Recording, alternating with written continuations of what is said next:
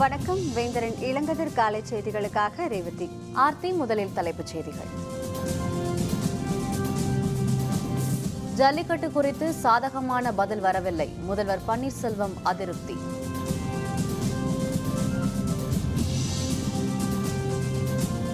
தடையை மீறி ஜல்லிக்கட்டு நடத்தினால் ஆதரவு, பாரதிய ஜனதா மூத்த தலைவர் இல கணேசன் கருத்து.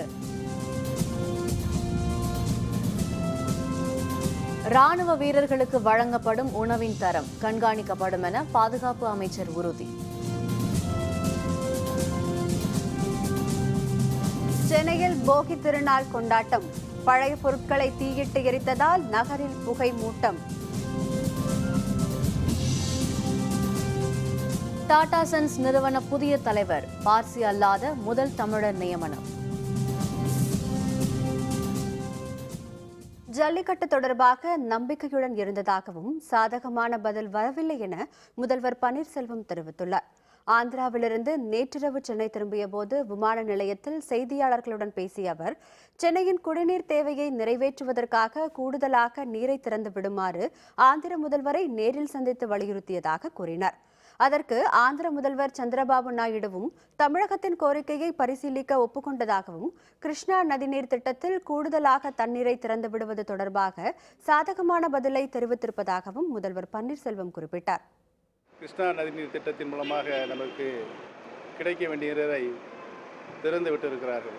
கூடுதலாக நீர் தேவைப்படுகின்ற நிலை இருப்பதனால் மாண்புமிகு ஆந்திர மாநில முதலமைச்சர் அவர்களை நேரில் சந்தித்து நம்முடைய கோரிக்கையை அவரிடம் வைத்தோம். அவர்களும் கனிவோடு அதனை பரிசீலனை செய்து சாதகமாக ஒரு முடிவை சொல்லியிருக்கிறார் என்பதை தெரிவித்துக் கொள்கிறேன். நம்பிக்கையோடு இருந்தோம், இன்னும் அதற்கு நம்மளுக்கு சாதகமான பதில் வந்து சேரவில்லை. தடையை மீறி ஜல்லிக்கட்டு போட்டிகளை நடத்தினால் வரவேற்பதாகவும் ஆதரவளிப்பதாகவும் பாரதிய ஜனதா மூத்த தலைவர் இல கணேசன் தெரிவித்துள்ளார். மதுரையில் செய்தியாளர்களுடன் பேசிய அவர், ஜல்லிக்கட்டு இல்லாத பொங்கல் முழுமையாகாது என்றும், ஜல்லிக்கட்டு விவகாரத்தில் இனியாவது நீதிமன்றம் விரைந்து செயல்பட்டு தீர்ப்பளித்தால் நல்லது என்றும் கூறினார். மத்திய அரசை பொறுத்தவரை ஜல்லிக்கட்டு நடைபெற வேண்டும் என்பது விருப்பமாக உள்ளதாகவும், தற்போது வழக்கு நீதிமன்றத்தில் இருப்பதால் மத்திய அரசால் எதுவும் செய்ய இயலவில்லை என்றும் இல கணேசன் தெரிவித்தார். நாங்கள் ஜல்லிக்கட்டு நடத்த வேண்டும் என்பதில் மிக முழுமையாக உறுதியாக நாங்கள் இருக்கிறோம். இருந்தாலும் நீதிமன்றத்தில் இப்போது இருக்கிற நிலையில் நாங்கள் எதுவும் செய்ய இயலாது. ஒரு கால் அனுமதி கிடைக்காத காரணத்தால் தடையை மீறி யாரேனும் ஜல்லிக்கட்டு நடத்தினால் எங்களது கொள்கை என்னவாக இருக்கும் என்பதை மாநில பாரதிய ஜனதா கட்சி முடிவெடுத்து அறிவிப்பார்கள். என்னை பொறுத்தவரையில் அப்படி ஜல்லிக்கட்டு நடத்துவர்களுக்கு ஆதரவு அளிக்க வேண்டும் என்பதுதான் என்னுடைய கருத்தும் கூட. நாட்டை அழித்த கருப்பு பணத்திற்கு எதிராக போராட இளைஞர்கள் முன்வர வேண்டும் என பிரதமர் நரேந்திர மோடி வேண்டுகோள் விடுத்துள்ளார். ஹரியானா மாநிலத்தில் 5 நாட்கள் நடைபெறும் 21வது தேசிய இளைஞர் விழா நேற்று தொடங்கியது. இதில் காணொலி காட்சி மூலம் உரையாற்றிய பிரதமர் மோடி, கருப்பு பணம் நமது நாட்டையே அழித்துவிட்டது என்றும், அதற்கு எதிராக இளைஞர்கள் போராட வேண்டும் எனவும் கூறினார். சாதி பாகுபாடு, தீண்டாமை மற்றும் பெண்களுக்கு எதிரான வன்முறை ஆகியவற்றிற்கு எதிராகவும் போரிட வேண்டும் என்று கேட்டுக்கொண்டார். கல்வி அறிவின்மை, வக்கிர சிந்தனை ஆகியவற்றிற்கு முடிவு கட்டுவதுடன் பெண்களை தவறாக நடத்துதல், சுற்றுப்புற சூழல் நோக்கி இரக்கமற்ற நடவடிக்கை ஆகிய 6 சமூக சவால்களில் இளைஞர்கள் கவனம் செலுத்த வேண்டும் என்றும் பிரதமர் மோடி தெரிவித்தார்.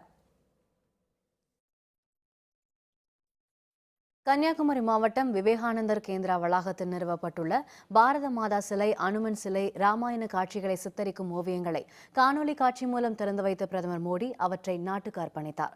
கன்னியாகுமரி மாவட்டம் விவேகானந்தர் கேந்திரா வளாகத்தில் 3 ஏக்கர் நிலப்பரப்பில் 15 அடி உயரத்தில் 5.5 டன் எடை கொண்ட பாரத மாதா சிலை, 27 அடி உயரத்தில் ஒரே கல்லில் செதுக்கப்பட்ட அனுமன் சிலை, ராமாயண காட்சிகளை சித்தரிக்கும் ஓவியங்களுடன் 25 கோடி மதிப்பில் கோவில் அமைக்க